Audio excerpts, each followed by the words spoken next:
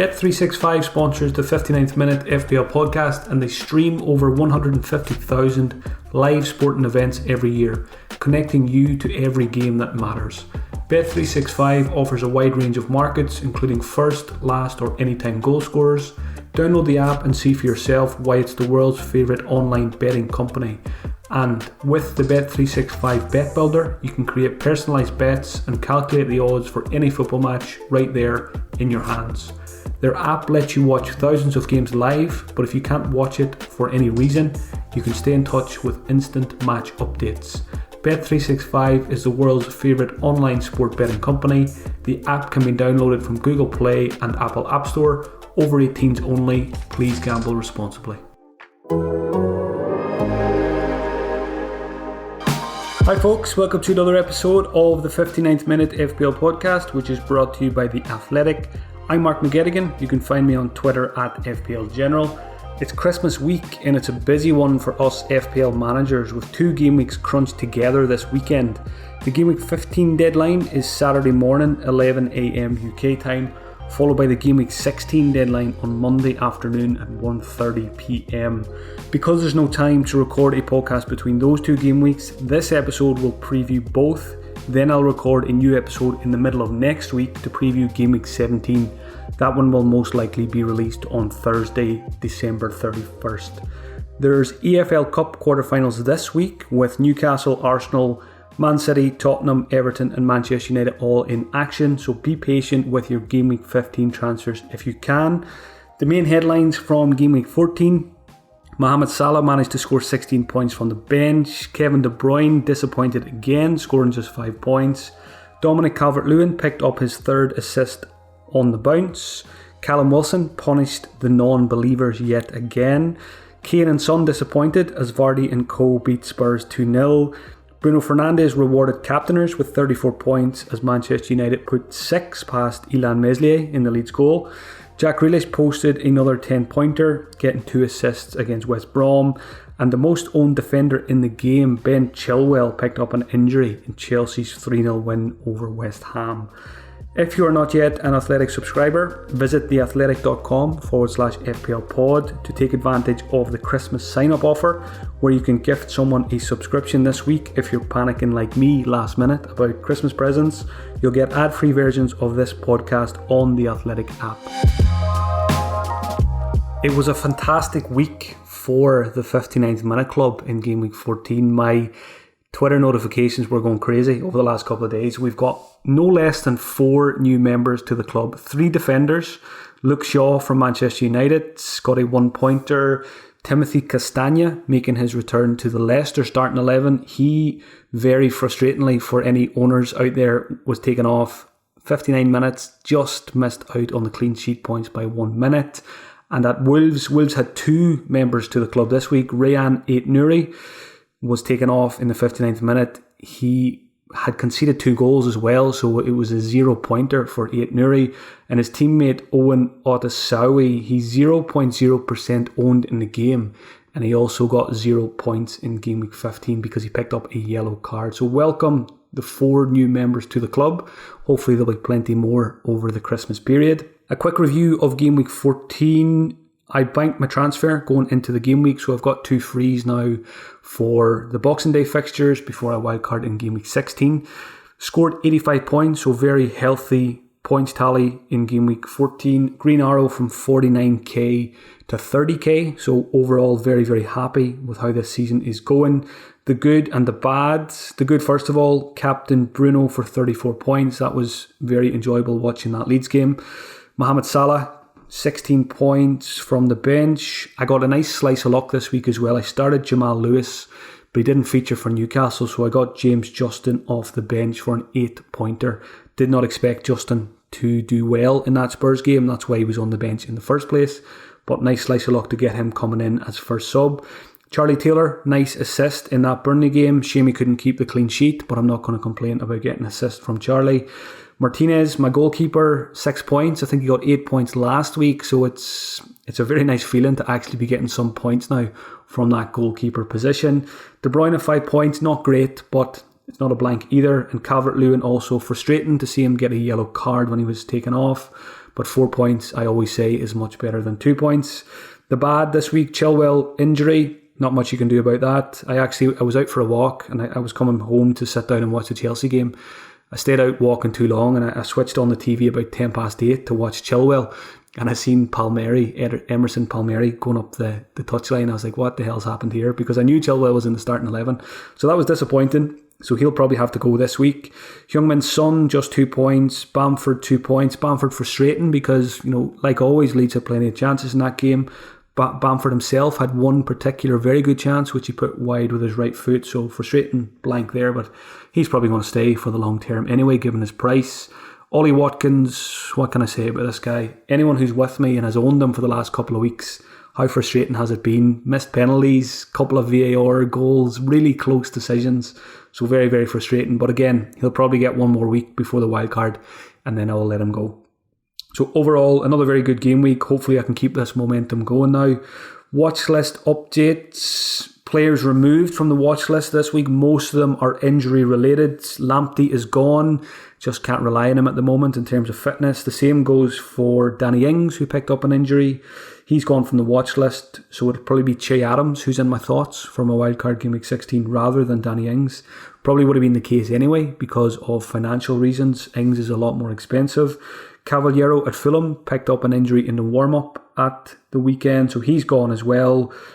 Ben Rama at West Ham, I was surprised to see him on the bench. Mark Noble started ahead of him. So again, can't trust Ben Rama at the moment for start. So he's gone from the watch list. Also, Alioski has left the watch list because, Leeds conceded 6 goals. And quite simply, if I was going to go for a Leeds defender, it's got to be Stuart Dallas. He's the guy, I think that's 3 goals for the season now. Back-to-back goals in the last 2 game weeks. So I'm going to go Dallas over Alioski if I go for a Leeds defender, which I probably won't, given how many goals they're conceding at the moment. Just 2 players added this week. The man with one of the best names in the Premier League, Andre Frank Zambo Anguissa at Fulham.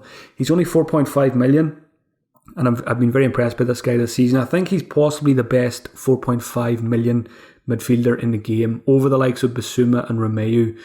Anguissa seems to be getting forward a fair bit, creating plenty of chances. I think he's only got 1 yellow card for the season as well, whereas some of the other guys have quite a few. So I like that about him. He doesn't get booked very often because that's often the case with our 4.5 million midfielders. They're defensive midfielders who often like a tackle and pick up a lot of bookings. But Anguissa, I like him if you're looking for a 4.5 million midfielder.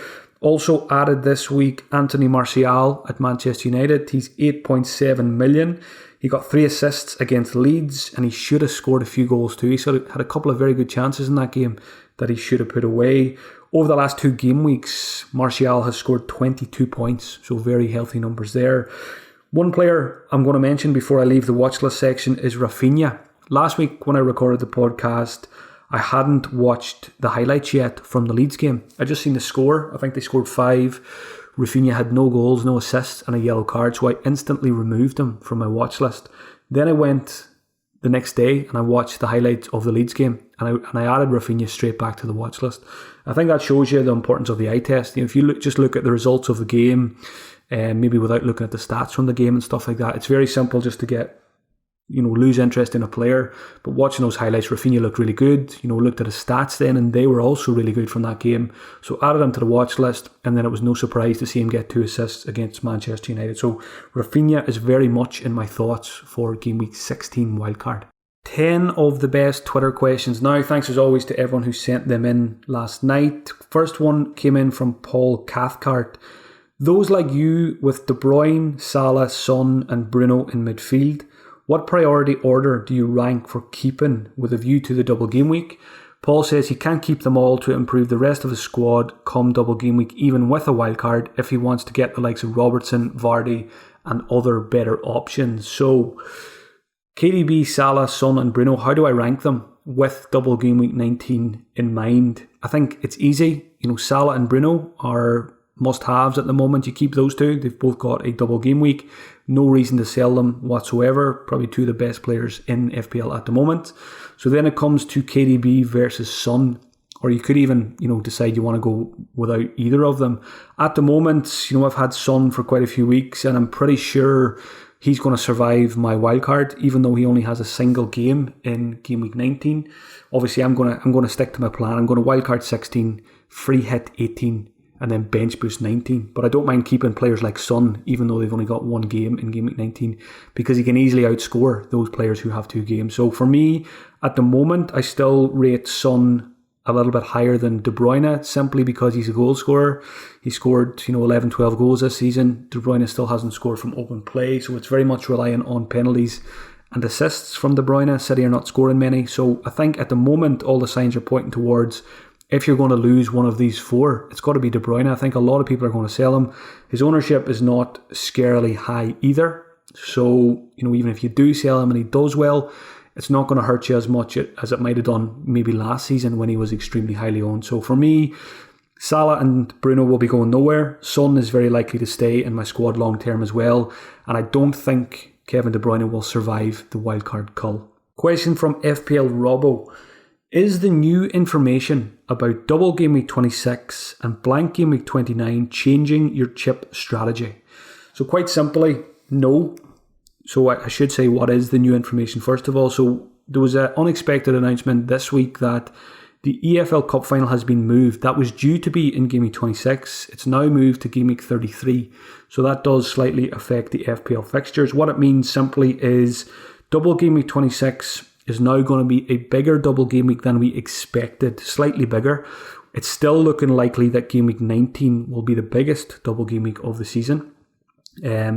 What that EFL Cup moving to 33 also means is that in Game Week 33 itself, it will be a small blank game week with 1 or 2 blank fixtures in that one. Again, I'm not the fixtures expert here. Follow Ben Crellin on Twitter if you're not already. He will keep you right, and he explains everything very simply. And he makes our life as FPL managers a lot easier. So the news this week about that, it's not changing my plans, because I think those of us who still have our first wildcard, I think we stick to the plan. I think we wildcard either this week in 15 or in 16. Then we free hit in 18, because we don't need to worry about that when we're building our wildcard squad. And then we set up to bench boost in game week 19 with as many double game week players as you wish. You don't have to have 15. But I think I like just playing what's in front of me. We know what double game week 19 looks like. We don't know what double game week 26 looks like yet. So for me, it doesn't change my plans. I want to stick to what I'm doing. What this does change, I think, is for those who don't have a first wildcard, I think it opens up more possibilities for you. You could maybe hold on to your chips a little bit longer. You could keep your bench boost rather than trying to set up for bench boost 19. You could keep it for double game week 26. So you could aim to bench boost in that one, and obviously you could use your second wildcard, shortly before that, then bench boost in 26. That opens the door for triple captain game week 19. You've got players like Salah and Bruno Fernandes with double game week, so the triple captaincy is quite attractive there. So I think that news this week, it's more for people who have already used their first wildcard. For people like me who still have the wildcard, I think we still kind of target this bench boost in Game Week 19. Next question came in from Rohan. Which players are essential on a Game Week 16 wildcard? So yesterday was the first day I sat down for an hour and I looked at the fixtures in a bit of detail, and I put together a very, very quick first wildcard draft. I think if you're like me and you're on a wildcard and you're going to play it in Game Week 16, we've got very little time to do so, because Game Week 15 ends on Sunday, Game Week 16 starts on Monday. So we've got less than 24 hours to finalise our squad. So with it being Christmas week, I'm sure many of you will be, not even thinking about FPL Thursday, Friday, Saturday this week. So it's important, I think, if you're on a wildcard soon, put it together roughly this week before Christmas arrives. Know 80-90% of what you're going to do with your wildcard, so that you don't have to spend the time then at the weekend trying to rush it, because wildcards, they need time. They should never be rushed. So a very quick first draft. I'll just run through the team that I put together yesterday. Now, I'm emphasising this was very quickly done, because it will change. There'll be probably quite a few changes, but there's probably a core group of players here that will be in my wildcard squad. So I'd probably call them the essential players for me anyway. I would say Kufal and Souček will be locked in. Charlie Taylor, who I've had all season, will stay. He's just, really cheap, does exactly what it says on the tin, and he's got a double game week. Bruno Fernandes and Salah, absolutely going nowhere. So those two I would say are essential for a wildcard as well. And the other one, possibly Bamford up front, just because he's such good value and he's got a decent double game week as well. Now, the rest of the squad, so the goalkeepers I put into this one were McCarthy and Johnston. So I'm probably going to go for two goalkeepers around the 4.5 million price tag with bench boost in mind. Defence, I mentioned Kufal and Taylor. Chilwell was in that team I put together yesterday, but he's picked up an injury in the meantime, so he may not survive. Andrew Robertson, who I had earlier in the season, is very likely to come back in on my wildcard. Trent Alexander-Arnold will be under consideration as well. So the 5 defenders, Robertson, Chilwell, Kufal, Taylor, and I forgot to write down the 5th one. I think it was Alioski, just because I only had 4.4 million left to spend. But when it comes to it, I don't think Alioski will be in the squad. Midfield, Bruno Salah. Son will very likely stay. Souček almost definitely will be in there as the 5th midfielder. And then Rafinha as a cheap 4th midfielder, because I like what I've seen of him. I like Leeds going forward, and they've got the double game week as well. Up front, probably going to go for a premium striker. I need to decide whether that will be Harry Kane or Jamie Vardy. At the moment, Vardy's in this one due to financial reasons. Obviously, he's got some injury issues now as well I need to keep an eye on. Bamford will definitely stay. And Che Adams, I like what I've seen of him this season as well. Again, Southampton have a double game week. And most of these players I've mentioned, the likes of Kufal, Souček, Adams, Bamford, Bruno, Salah, the goalkeepers, Robertson, they're not just for double game week 19. I like these players as long-term picks as well. This draft has 14 double game weekers, with Son being the only single game weeker. Now, I would say that will likely change. I would say I will have less than 14 double game weekers. I would say it's more likely that I'll have 12 or 13. There's a lot of players I didn't mention here who, it's going to be very hard to go without. De Bruyne, Harry Kane I didn't mention here, but it's probably between him and Vardy for that premium striker spot. Diaz at Manchester City, I think there's a very good chance I'll go with him in my wildcard, even though he doesn't have a double game week. Who else? Calvert-Lewin, he's been in my squad all season. I think it's going to be one of the hardest decisions for me is, do I keep him or do I sell him? He's not doing serious damage at the moment for those who don't own him. He's obviously very highly owned as well. So maybe there's an opportunity there to go for someone who's less owned, and try and push me up a little bit and back a player to outscore Calvert-Lewin, maybe somebody like Che Adams. The thing about Calvert-Lewin is when he's, I can probably get about 7.5 million if I sell him. I can get fairly similar assets for about 6 million, the likes of Bamford and Adams. So although I don't really want to sell Calvert-Lewin because he's been good to me all season, I don't think he'll survive the wildcard the way I'm thinking at the moment. Jack Grealish is another one I didn't mention. Such a good asset. It's going to be very, very hard to find space for him in the wildcard squad. The other thing I need to think about, I mentioned here the goalkeepers, McCarthy and Johnston.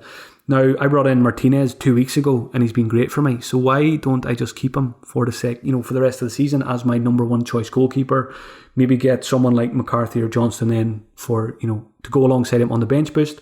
But even though Martinez only has one game in game week 19, he is going to have double game weeks at some point as well. So there's a good chance Martinez may actually survive and I'll keep him even though he doesn't have a double game week 19. So that just gives you an idea of what I'm thinking for wildcard 16. Like I said, we're going to have another game week of information before I have to finalise this. So it is subject to change, but those core players will probably stay there. Next question came in from Peterke30. Is now a good time to get the Robertson TAA double up, especially with James and Chilwell out, or is one enough because both of them is too expensive? So I had a look at the Liverpool fixtures. The next few are West Brom, Newcastle, Southampton, then they blank in 18, and then they have the double game week 19. So the fixtures are pretty good for Liverpool. I think what I've seen of Robertson and Trent over the last game or two, I've really liked what I've seen. We know Robertson's been excellent all season. I've liked what I've seen of Trent getting into the box more often in the last couple of games as well, particularly against Crystal Palace. Do I like the double up? Absolutely yes. It's just a question of, can you afford it with all the things we want to do in midfield and attack? If you can go to double Liverpool defence, I think it's a pretty good strategy for the next couple of game weeks and maybe for the rest of the season. Also, For me, I think with wildcard, I just think it's going to be very hard to get both of them. So it's going to be a decision, I think, Robertson or Trent. And I think I'll just go back to Robertson, who, I had for most of the first chunk of the season. I still think he looks really good on the eye test, getting forward, getting into the box. So, yeah, Robertson for me, I think. But yeah, if you can get to both, I think that's absolutely viable. Question from Alan Houlihan. With the fixtures of double game week targets from the likes of Southampton, West Ham, Liverpool and Leeds all falling favourably this week, is there a case to be made for wildcarding this week rather than waiting until game week 16, which is only 2 days later? Absolutely. I think we can wildcard now if we want to. The reason I'm not is because I'm very happy with my team for game week 15. I've got 2 free transfers, so I don't really feel the need to go a week earlier. I always like an extra week of information because we know how quickly things can change in FPL. Even though game week 16 is only 2 days later, our thinking can completely change when we watch the games in game week 15. Little things as well, like yellow cards. I want to be very careful with the players I pick with double game week 19 in mind. I don't want to pick cheap defenders, for example, that have 4 yellow cards. So having that extra week of information to have a look at those yellow cards as well, ahead of game week 16 is another reason why I'm going to wait. There's also a small chance there could be more fixtures rearranged before the game week 16 deadline. The likes of, I think, the EFL Cup games this week. For example, if Manchester United get knocked out by Everton, I think there's a chance, according to a few podcasts I listened to, that the Manchester United Burnley fixture, there's a small chance that could go to game week 17.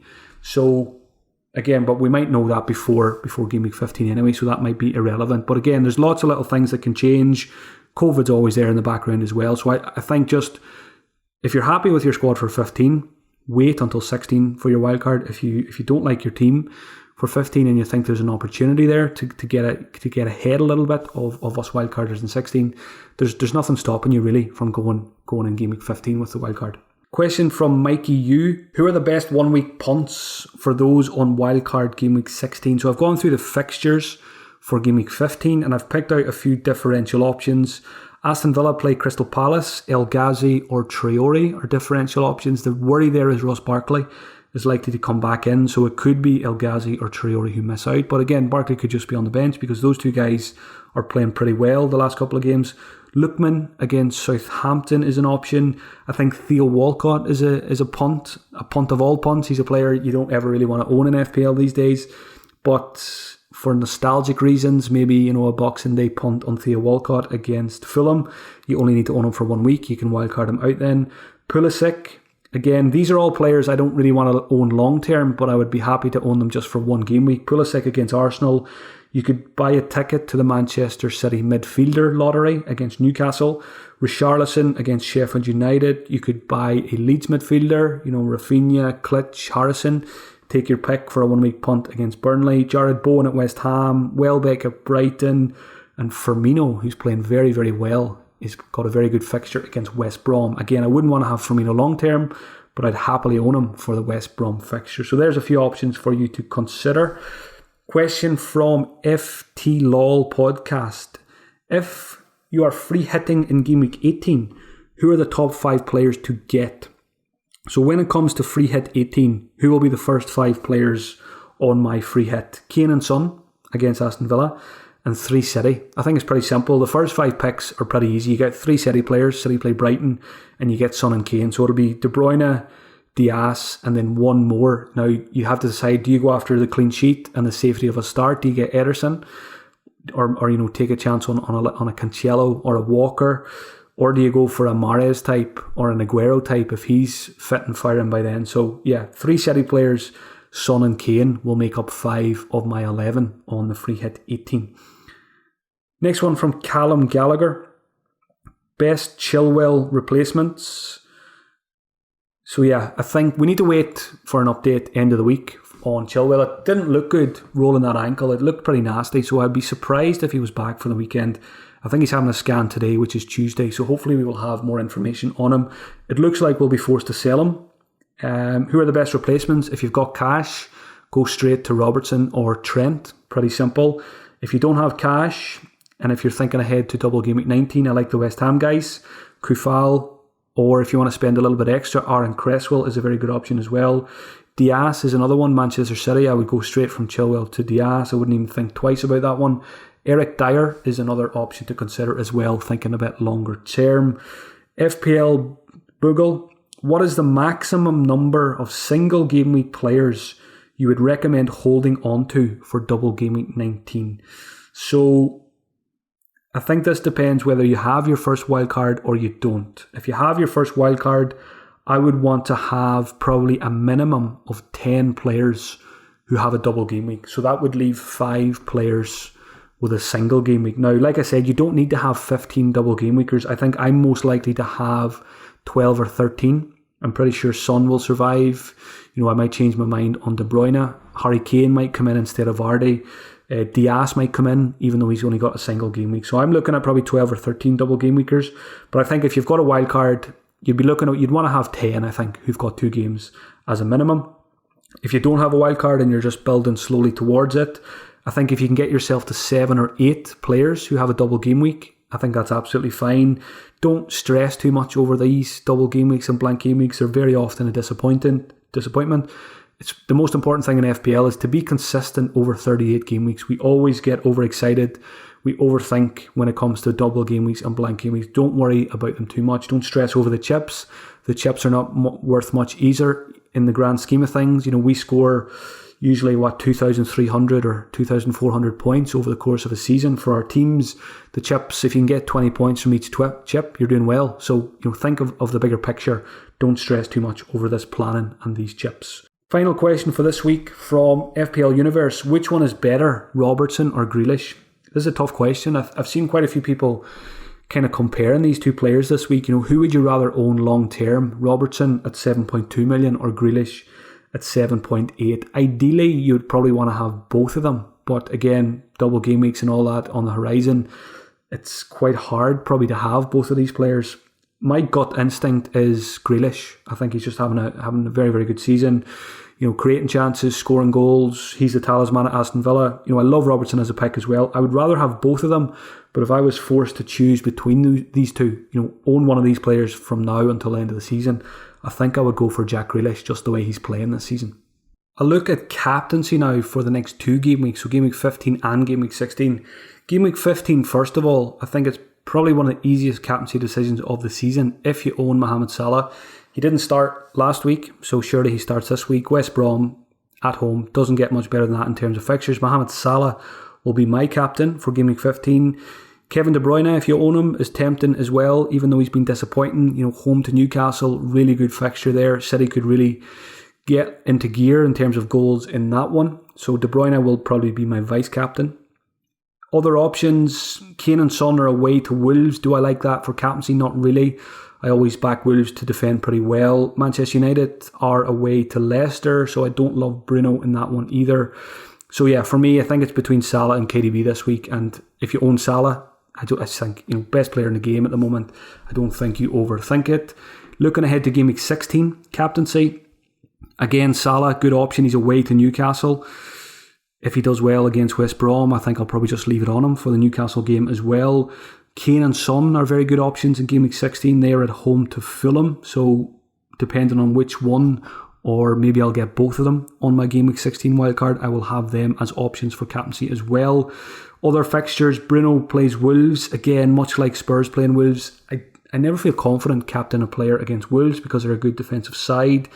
Manchester City are away to Everton in game week 16. Do I like De Bruyne in that one? Not as much as I like Salah against Newcastle or Kane or Son against Fulham. So Salah for me this week. Very possibly Salah again in game week 16 or one of the Spurs guys.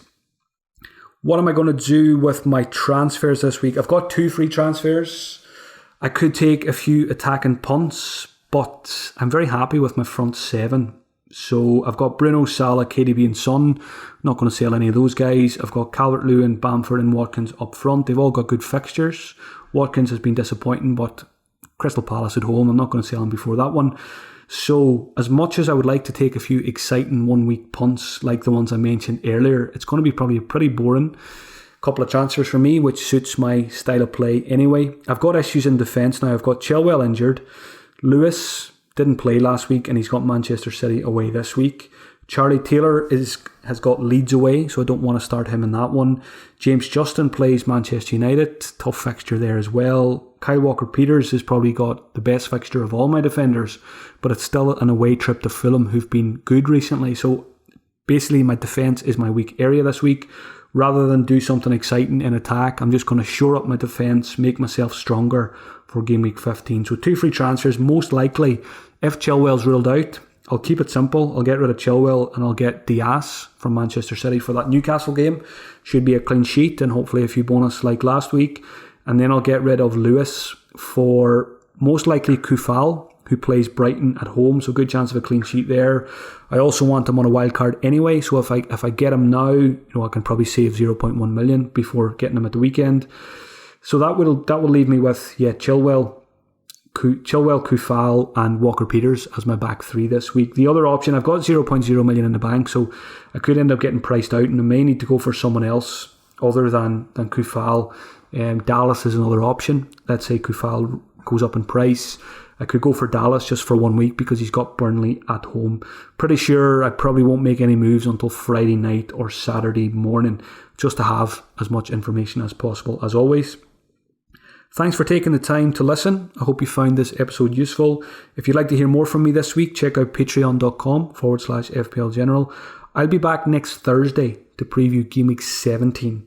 I wish you all a very Merry Christmas. It will be a different one this year, but at least we've got plenty of football on the box to keep us entertained. Have a good one. Don't make drunk transfers. Don't play your wild card under the influence. Be very, very careful. It's a very dangerous time of year for FPL managers, so be careful. Talk to you all next week.